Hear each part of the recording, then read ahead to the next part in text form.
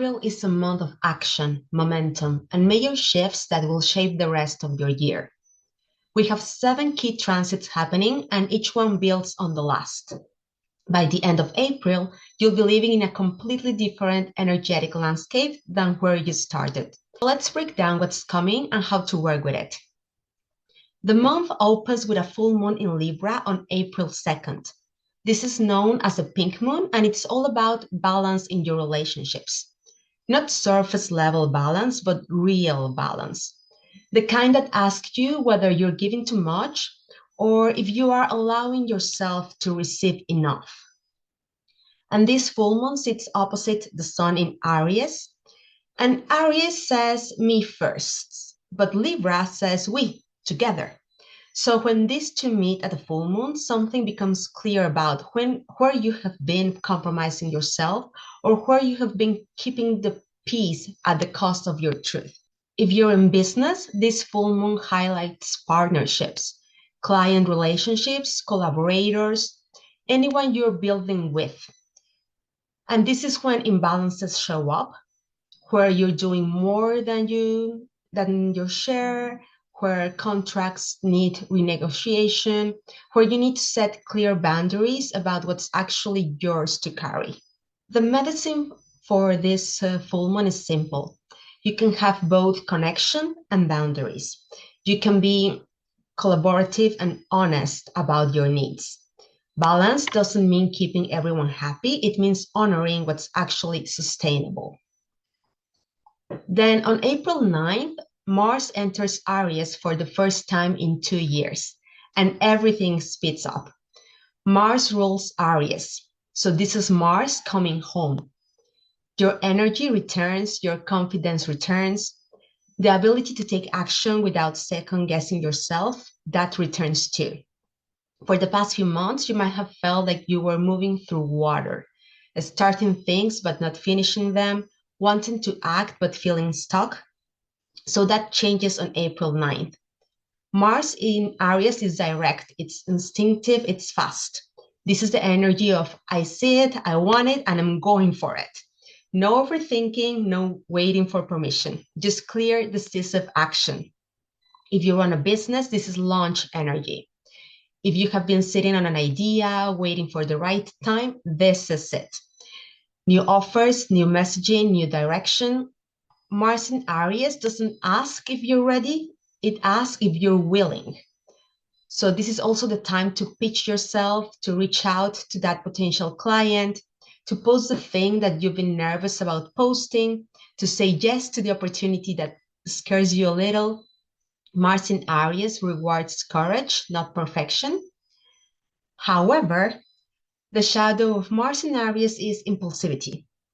Moving so fast, you skip the foundation, burning through your energy in the first week and then having nothing left. So yes, move, but move with intention. Mars stays in Aries until May 18th, so you have time and you don't have to do everything in one day. Then on April 14, 5 days after Mars, Mercury enters Aries. And now your mind catches up to your momentum. Mercury in Aries is direct communication, clear, honest, sometimes blunt. You know what you want to say, and you say it.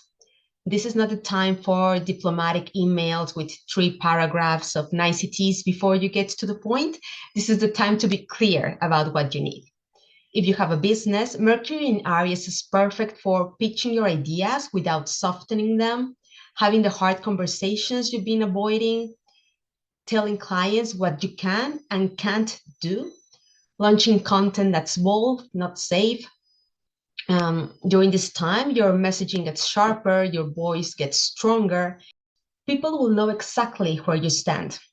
And if you've been overthinking a decision, Mercury in Aries cuts through the noise. You'll know what to do. Trust it. Just remember, fast doesn't mean reckless. Mercury in Aries can sometimes speak before thinking. So if it's a high stakes conversation, take a pause, breathe first, but don't let that stop you from speaking up. Then on April 17, we have a new moon in Aries. This is your reset button. New moons are for planting seeds, and a new moon in Aries plants seeds for your identity, who you are becoming, how you're showing up, what you're ready to start that you have never done before. This new moon happens in the middle of all this Aries energy. Mars is there, Mercury is there, Saturn and Neptune are there also. So this is not a whisper, this is a shout. This is the best day of the month to launch something new or start a new project, a new offer, a new brand direction, a new way of positioning yourself. The new moon in Aries asks, what are you ready to be known for? Not what you think people want from you, what you actually want to build. This is also a powerful day to set intentions around your leadership, how you want to lead, what kind of business you want to run, what feels aligned versus what you have been forcing. And you don't need to have it all figured out, you just need to start. The new moon doesn't ask for perfection, it just asks for willingness. And then on April 19th, the sun enters Taurus and everything slows down in a good way. After 2 weeks of intense Aries fire, Taurus arrives to remind you sustainability matters. You can't just sprint forever, you have to build something that lasts. Taurus is about resources, money, your body, the physical world. It asks, what are you actually creating here? Is this momentum leading somewhere real, or you're just moving for the sake of moving? So for your business, Taurus season is when you take all that Aries momentum and turn it into systems. You launch the thing, now you refine it, you made the move, now you stabilize it. This is the time to look at your pricing, your offers, your capacity. What's actually sustainable for you. Taurus doesn't care about hustle culture. It cares about what you can maintain without burning out. This is also prime time for money conversations, raising your rates, renegotiating contracts, asking for what you're actually worth. Taurus knows the value of what it brings, and it's not afraid to charge accordingly. And remember, slowing down, it's not the same as stopping. It's about moving with intention instead of urgency, building with care instead of speed. Then, on April 24, Venus enters Gemini, and suddenly connection feels lighter. Venus in Gemini is playful, curious, open. It's not heavy commitment energy. It's like, let's see where this goes energy. In relationship, this means more conversation, more exploration, less need to define everything right away. Venus in Gemini, it's a networking energy. This is when collaborations happen organically. When you meet someone at an event who becomes a future client, when a casual conversation turns into a business opportunity. This is also great energy for content creation. Venus in Gemini loves variety, experimentation, trying new things. So if your content has felt stale, this is your window to mix it up. New formats, new platforms, new ways of showing up. Venus in Gemini also brings mental attraction. People are drawn to how you think, how you communicate. Your ideas become magnetic. So if you've been holding back on sharing what you really believe, this is the time to let people see how your mind works. And then finally, on April 26th, Uranus enters Gemini, and this is the biggest transit of the month, maybe the year.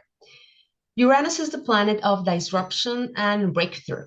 It hasn't been in Gemini since 1941, and it will stay here until 2033. So this is a generational shift in how we communicate, how we think, how we share information, how we connect. Gemini rules communication, media, technology, learning. So with Uranus here, expect radical changes in all of these areas. New platforms, new ways of spreading ideas, new forms of connection we haven't imagined yet. So Uranus in Gemini will completely change the game for anyone whose business depends on communication, writers, coaches, consultants, educators, creators. The way you've been doing things, it's about to evolve fast.